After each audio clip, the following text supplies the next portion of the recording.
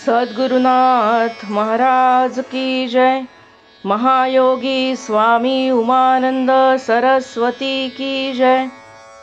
परमपूज्य गुरुदेव महायोगी स्वामी उमानंद सरस्वती यांच्या काश्मीर शैविझम या विषयावरील प्रवचनांच्या आधारे आपण शिवसूत्रांचा अभ्यास करत आहोत. शिवसूत्रातील शाक्तोपायाची सूत्रे आपण अभ्यासत आहोत.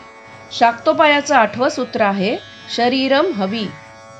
शरीराचीच आहुती द्यायची. हवी म्हणजे काय? यज्ञात जी तरतरेच्या पदार्थांची आहुती देतात त्याला हवी म्हणतात. या सूत्रात भगवान शिव म्हणतात, योगी वरवरचा यज्ञ करत नाही तर गुरुकृपेने, कारण मागचं सूत्र आपण बघितलं गुरु उपाय हा, तेव्हा गुरुकृपा विसरायची नाही, तर गुरुकृपेने त्याची शक्ती क्रियाशील होते. गुरुकृपा झाली की त्याला समजते की ज्ञानाग्नी योगाग्नी कसा भडकवायचा, कसा प्रज्वलित करायचा, कशाची आहुती टाकायची. जे आपल्याजवळ आहे त्याची आहुती टाकायची. योगी कोणती आहुती देतो? तर सगळेच, शरीर काय, व्यक्तिमत्व काय, देह मन बुद्धी सगळ्याचीच आहुती देतो. कुंडलिनीचा दिव्य योगाग्नी गुरु कृपेने धडधड पेटतो, अंगाची लाही लाही होते. मग ते शरीर योगाग्नीत तावून सुलाखून निघते. त्याच्यामध्ये जो काही हिणकसपणा आहे तो जातो. हेच अग्निदिव्य. त्यामध्ये त्याचं व्यक्तिमत्व उजळून निघतं. शरीर तावून सुलाखून निघतं. म्हणजे काय? तर ते शुद्ध होतं. कफ पित्त वात वगैरे शरीरातील बुजबुजाट राहत नाही. ते शरीर भाजले जाते. योगाग्नीमध्ये शरीर दग्ध होऊन त्याचा देह होतो. आणखीन त्यातील शक्ती बाहेर आली तर ती काया होईल.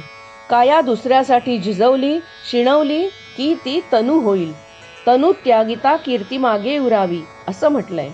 शरीर त्यागिता असं नाही म्हटलंय. तेव्हा शरीराची तनू झाली पाहिजे. मातृका चक्राचा बोध ज्याला झाला आहे अशा योग्याचे शरीर हवी द्रव्यच ठरते. ज्ञानाग्नी योगाग्नी प्रज्वलित होऊन जेव्हा त्याचे शरीर सुद्धा हवी होते तेव्हा त्याचा परिणाम काय होतो? तर तो जीवनमुक्त होतो. कोणत्याही शृंखलाने आता तो बद्ध होणार नाही. काही बद्धता नाही, कोठेही अडवणूक नाही, असे मुक्त जीवन तो जगतो. कोठेही त्याचं कशानेही अडत नाही. सुख दुःख नाही, राग द्वेष नाही, मित्रांच्या मैत्रीत तो अडकत नाही की कोणाशी वैरभाव राहत नाही.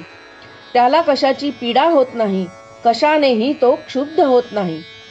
सगळे द्वंद्वाचे जग तो अर्पण करतो. स्वतःलाही परशिवाला देऊन टाकतो. आपले सर्व तो आत्मसंयमाने योगाग्नीमध्ये हवन करतो. अशी साधना पूर्ण झाली की तो पूर्णता पावून परम आनंदात सामावून जातो. औट हात किंवा 3.5 हात हे प्रत्येकाच्या स्थूल शरीराचे प्रमाण आहे.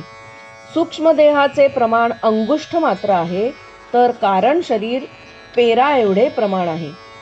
स्थूल शरीर शुद्ध होऊन ते सूक्ष्म होईल. सूक्ष्म शरीर शुद्ध होईल की कारण शरीर शुद्ध होईल, तेव्हा महाकारण शरीरापर्यंत योगी गुरुकृपेने आपोआप पोहोचतो. कारण शरीराची शुद्धी म्हणजे वासनाक्षय झाला पाहिजे. तेव्हाच कुंडलिनी सहस्रारापर्यंत जाईल, तोपर्यंत जाणार नाही. सद्गुरुनाथ महाराज की जय.